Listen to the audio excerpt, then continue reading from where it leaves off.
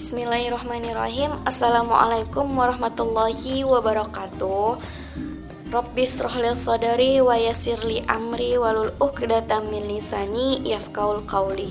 Alhamdulillah kita ucapkan kepada Allah Subhanahu wa taala karena atas nikmat yang Masya Allah berikan kepada kita, baik nikmat iman, nikmat Islam dan nikmat sehat, sehingga kita dapat mempresentasikan hasil diskusi makalah kita tentang pengambilan keputusan dan kebijakan. Baiklah, di sini saya akan memperkenalkan teman pemakalah saya. Saya sendiri Rahma Sarifah Asdi sebagai moderator dan pemakalah 1. Selanjutnya Fajar Ramadan sebagai pemakalah 2 dan Saridah Sinulingga sebagai pemakalah ketiga. Baiklah, di sini saya akan menjelaskan apa itu pengambilan keputusan dan kebijakan. Pengambilan keputusan pada dasarnya adalah sebuah proses pemecahan masalah yang menghambat tercapainya suatu tujuan. Agar masalah dapat dipecahkan, maka terlebih dahulu kita harus mengetahui apa masalah tersebut. Istilah kebijakan memiliki banyak makna. Menurut Hawkwood dan Gunn menyebutkan 10 istilah kebijakan, yaitu diantaranya label untuk bidang aktivitas, ekspresi tujuan umum, proposal spesifik, keputusan pemerintah, otorisasi formal, sebuah program, sebuah output, sebuah outcome, teori dan model, dan proses.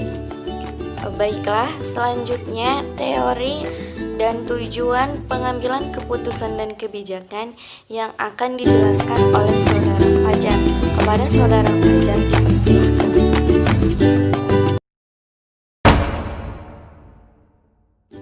Baik, saya akan menjelaskan teori pengambilan keputusan atau teori of decision making. Kebijakan adalah suatu tindakan yang mengarah pada tujuan tertentu yang dilakukan oleh seorang aktor atau beberapa aktor berkenaan dengan suatu masalah. Paling sering digunakan dalam pengambilan keputusan dan kebijakan yaitu 1. Teori rational comprehensive. Adapun beberapa dari teori rational comprehensive itu unsur-unsurnya itu pembuatan keputusan dihadapkan pada suatu masalah tertentu yang dapat dibedakan dari masalah-masalah lain, atau setidaknya dinilai sebagai masalah-masalah yang dapat diperbandingkan satu sama lain. Lalu tujuan-tujuan, nilai atau sasaran yang menjadi teman pembuat keputusan sangat jelas dan dapat diurutkan prioritasnya dan kepentingannya. Bermacam-macam alternatif untuk memecahkan masalah diteliti secara seksama. Lalu bermacam-macam alternatif untuk memecahkan masalah diteliti secara seksama. Asas biaya, manfaat atau sebab akibat digunakan menentukan prioritas. Setiap alternatif dan implikasi yang menyertainya dipakai membandingkan dengan alternatif lain. Pembuat keputusan akan memilih alternatif terbaik untuk mencapai tujuan, nilai, dan sasaran yang ditetapkan. Teori incremental. Teori ini dalam pengambilan keputusan dengan cara menghindari banyak masalah yang harus dipertimbangkan dan merupakan model yang sering ditempuh oleh pejabat-pejabat pemerintah dalam mengambil keputusan. Teori ini memiliki pokok-pokok pikiran sebagai berikut: pemilihan tujuan atau sasaran dan analisis dan tindakan impresi yang diperlukan untuk mencapainya merupakan hal yang saling terkait.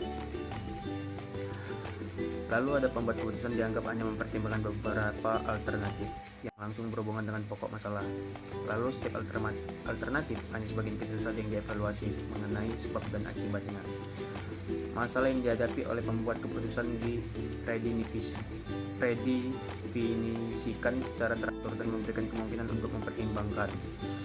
Tidak ada keputusan atau cara pemecahan masalah yang tepat bagi setiap masalah, sehingga keputusan yang baik terletak pada berbagai analisis yang mendasari kesepakatan guna mengambil keputusan. Selanjutnya, fungsi dan tujuan pengambilan keputusan kebijakan. Tujuan pengambilan keputusan. Dalam mengambil keputusan mempunyai tujuan. Dalam pengambilan keputusan itu dapat dibedakan menjadi A. Tujuan yang bersifat tunggal. Tujuan pengambilan keputusan bersifat tunggal yaitu terjadi apabila dalam keputusan yang dihasilkan hanya menyangkut satu masalah, yang artinya bahwa sekali diputuskan tidak ada kaitannya dengan masalah lain. 2. B. Tujuan yang bersifat ganda. Tujuan pengambilan keputusan yang bersifat ganda yaitu jadi ketika keputusan yang dihasilkan itu menyangkut lebih dari satu masalah, yang artinya keputusan yang diambil itu sekaligus memecahkan dua atau lebih masalah yang sifatnya kontradiktif atau yang sifatnya tidak kontradiktif. Dua, fungsi pengambilan keputusan. Nah, fungsi pengambilan keputusan itu ada beberapa, yaitu yang pertama, awal dari semua aktivitas manusia yang sadar dan terarah, baik secara individual maupun secara kelompok. Terima kasih kepada Saudara Fajar yang sudah menjelaskan. Selanjutnya, fungsi dan faktor-faktor yang mempengaruhi pengambilan keputusan dan kebijakan yang akan dijelaskan Saudari Saridah Sinulinga. Kepada Saudari Saridah dipersilahkan.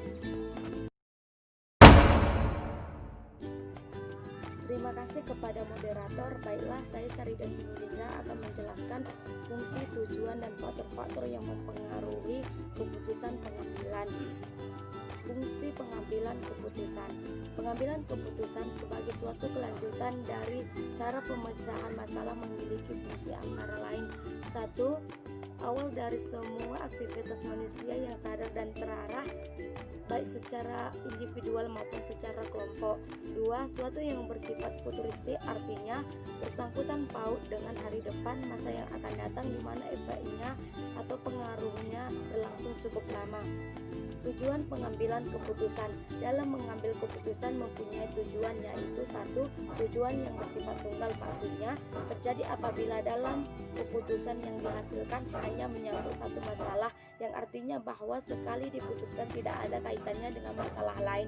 2. Tujuan yang bersifat ganda, artinya terjadi jika keputusan yang dihasilkan itu menyangkut lebih dari satu masalah, yang artinya keputusan yang diambil itu sekaligus memecahkan dua masalah yang sifatnya kontradiktif. Faktor-faktor yang mempengaruhi keputusan kebijakan, yaitu 1. Faktor aspek internal, 2. Faktor aspek eksternal. Sedangkan menurut Aroba menyebutkan 5 faktor yang mempengaruhi pengambilan keputusan, yaitu antara lain: 1. Informasi yang diketahui perihal masalah yang dihadapi, 2. Tingkat pendidikan, 3. Personality, 4. coping, 5. kultur. Sedangkan menurut Kotler, faktor-faktor yang mempengaruhi yaitu 1. Faktor budaya, yang dimana faktor budaya ini meliputi peran budaya, subbudaya, dan kelas sosial. Kedua, faktor sosial, yang dimana kelas sosial ini meliputi kelompok acuan, keluarga, peran, dan status. Ketiga, faktor pribadi, dimana faktor pribadi ini menyangkut usia, pekerjaan, keadaan ekonomi, dan seterusnya. Keempat, faktor psikologis, yang dimana faktor psikologis ini meliputi motivasi, persepsi, pengetahuan, dan pendirian. Cukup sekian penjelasan dari saya. Selanjutnya saya serahkan kepada moderator. Baiklah, terima kasih kepada Saudari Saridah Sinulinga yang sudah menjelaskannya.